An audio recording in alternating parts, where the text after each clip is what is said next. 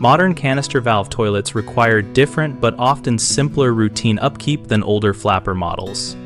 Canister valves seal with a ring that lifts straight up for a full flush, which means they are less likely to suffer from partial seal issues common with flappers, but they still need periodic attention. Clean the canister valve seat and the ring every 3 to 6 months if you have hard water to prevent mineral buildup that can prevent a perfect seal.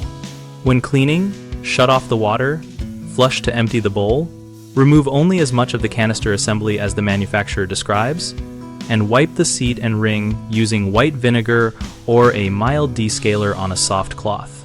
Avoid abrasive pads that can nick sealing surfaces. Inspect the canister gasket for cracks or compression set every year and replace it if you see deformities. Replacement gaskets are inexpensive and usually straightforward to swap without special tools. Because the canister lifts straight up, there's less flexing than a flapper, which reduces wear, so you can expect longer intervals between parts replacement, often several years longer than flapper chains and flappers. If flushing performance drops, try a full flush with a brush to dislodge mineral deposits in the rim holes and the canister seat, and also check the refill valve adjustment to ensure the bowl refill and tank fill times match the canister operation. Keep a small maintenance kit handy with the correct gasket, a soft cleaning brush, and a bottle of vinegar so you can address common problems quickly.